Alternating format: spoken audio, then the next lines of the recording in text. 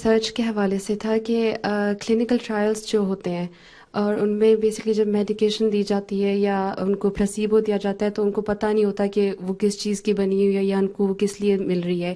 تو کیا ان میں پارٹیسپیٹ کرنا ٹھیک ہے اگر آپ مطلب مسلمان ہیں اور آپ کو شور نہیں کہ آپ کو کیا چیز دی جا رہی ہے؟ کیا چیز ریسرچ ہو رہی ہے جان بچانے ریسرچ کے لیے ہو رہی ہے کسی جی چیز کے لیے تو پھر کوئی حرج نہیں ہے. تو اس میں اب تمہارا مسئلہ الکوہل حرام ہے مسلمانوں کے لیے.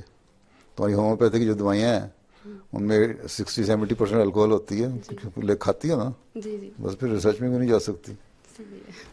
اگر کسی کی بہتری کے لیے کام کر رہی ہو تم تو دوسرے کے بڑا واضح تو بھی ہونا چاہیے نا. ٹھیک ہے. کیونکہ بعض چیزوں کی مثلا کھانا حرام ہے بعض چیزوں کا لیکن انہوں نے سور کا کھانا حرام ہے. جی ٹھیک ہے نا. جی مسلمانوں کو منع ہے نا جی نہ کھاؤ. لیکن وہیں یہ بھی حکم ہے قرآن شریف میں کہ جب اگر کوئی انسان بھوکا مر رہا ہو اور موت ہو اور بھوک سے مرنے والا ہو تو اس وقت تمہیں یہ بھی جائز ہے کھا سکتے سور جان بچانے کے لیے. تو وہاں جان بچانے کے لیے وہ طریقے بھی اختیار کیے جا سکتے ہیں.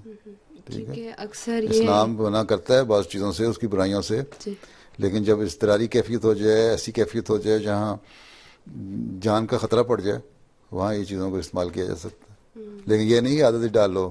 جی ہاں کیونکہ اکثر یہ کہا جاتا ہے کہ کیونکہ ساؤتھ ایشین کی جینیٹکس کے حساب سے بات ہوتی ہے کہ وہ نہیں پارٹیسپیٹ کرتے ہیں. ان کے لیے کلینکل ٹرائلس اگر بنائے بھی جاتے ہیں تو انف لوگ نہیں آتے کہ انہوں نے پارٹیسپیٹ نہیں کرنا.